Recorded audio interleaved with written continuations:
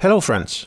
Ages ago I made this video where I compared the Roland TR-909 to the Behringer RD-9 clone. And one comment that was on it is if the groove of the machine was the same. And I thought that was an interesting question, so I started investigating that. I haven't made a video on that yet because it turns out that investigating that is pretty tricky and there's been problems the whole way and I have run out of time. I will not have time to finish investigating that.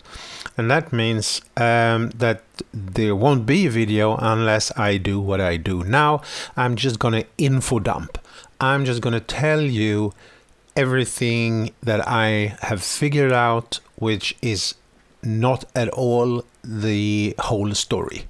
The main question is the groove of the 909 and the RD9 the same? And the answer is no. So if that's all you wanted to know, thanks, bye. You don't need to know more now. You don't need to listen. This is going to be quite long and it's going to be very ranty and rambly.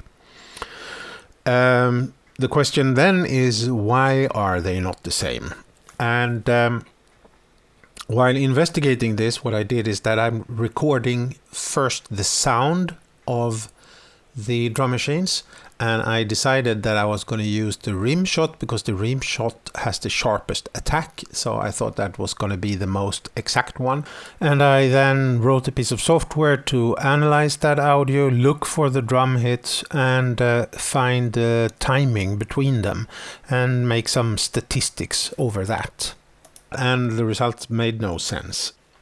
Maybe it's the analog part of this that messes things up. The fact that the drums are analog is still a problem. So I looked at the digital drums, and yes, the hi-hat was the most exact. It was the most exact both on the RD9 and the 909. And the RD9 got a little bit more exact with the hi-hats compared to looking at the rim shot. The 909 also got a little bit more exact. And the results started to make a little bit more sense. So I started looking at the MIDI output and just recording the MIDI clocks from both machines. And because I misconnected something, I got some sort of ground error and I got a very strange signal out from the 909 where there was a big signal that was very exact, that was like overriding the MIDI signal. So that was really strange because that was very exact. It was almost sample accurate. We were now talking about microseconds in timing instead of milliseconds as I had with the actual sounds from the 909. So what was going on there? Well, it turns out that that was the trigger output that was bleeding into the MIDI signal because of things not being properly grounded in my setup. And this trigger output is controlled by the rim shot. It's, in fact, if you look at it electrically, it's the same signal that triggers the rim shot sound. So that was super exact. So now I had a strange little question. Why was the trigger output so exact while the actual rim shot output wasn't so exact? There's nothing that strange going on electrically. So I had a little sleep on it. I went back to the next day and started testing it again, and then the trigger signal was not exact at all. It was all over the place, just as the rim shot signal. And I figured out that it depended on which BPM you had. And it also depended on which day it was. So one day 120 BPM had been super exact, and the next day it wasn't, but 121 BPM was super exact.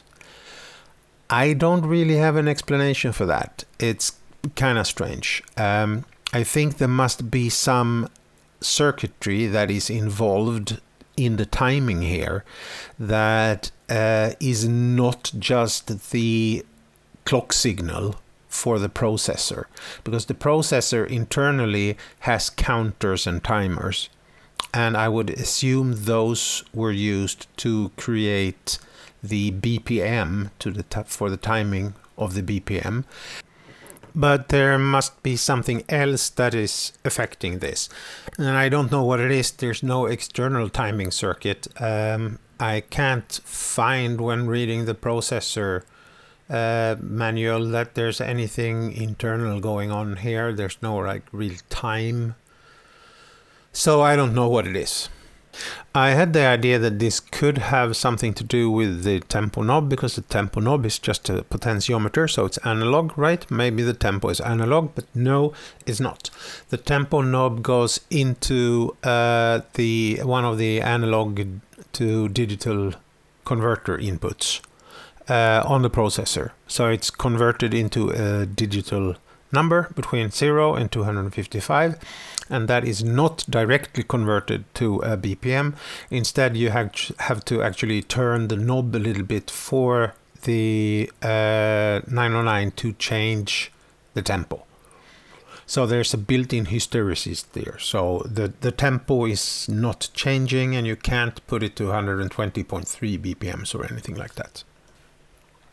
But it means something interesting because one of the things that made me interested in this topic of how these two drum machines compare is that in the 90s, when I read music magazines, I would see techno DJs claiming that the 909 was the most exact drum machine they had. It was a super stable clock source.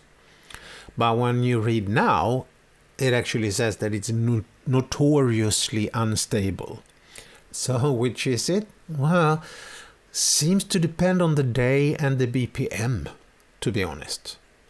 And yeah, that's kind of weird.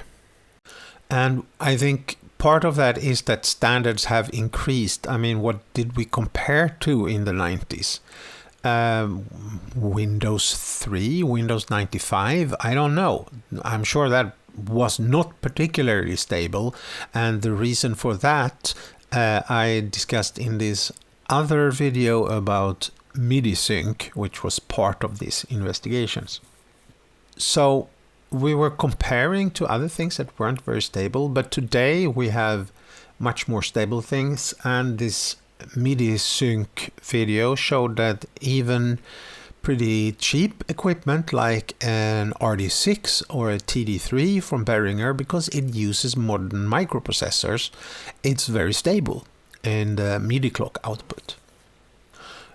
So the 909 might have been quite stable even like in MIDI clock output, but also other types. The Roland sync, I looked a little bit at the Roland sync, but I ran out of time, so I don't quite know how stable it is in general on Roland sync out.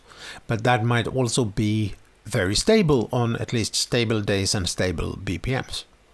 The RD-9 doesn't have a DIN input, but the sync inputs apparently also have the start-stop pin that the Roland/DIN sync uses, so you can make an adapter. Maybe you can even buy an adapter from DIN to that input. And I didn't test how stable they were out, but I did test how stable they were in, and yes, the RD-9 is more stable than the 909 there as well.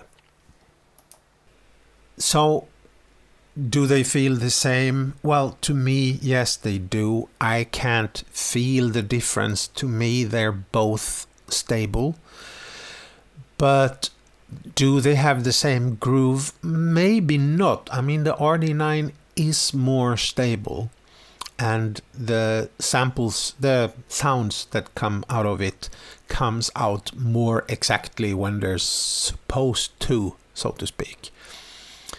And that might be a part of the 909 magic, because we like when things aren't completely synchronized, it might help the 909 to just have a little bit extra humanity, that it's not quite as exact as a modern drum machine is, and that might be part of the magic.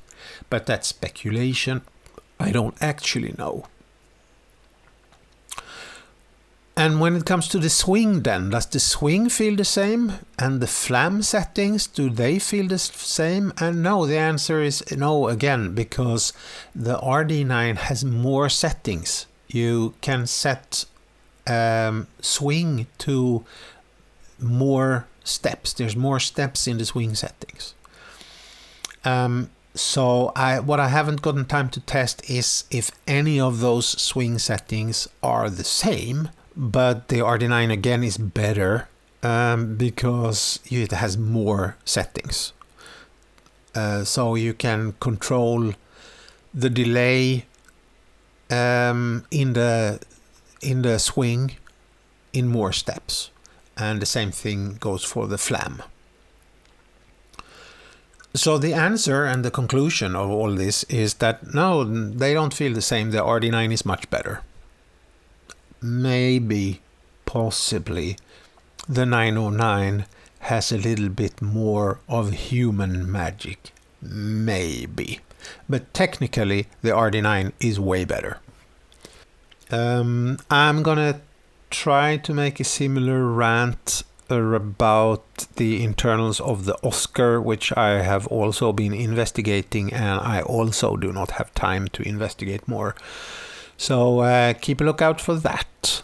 Yeah, that's it. Bye.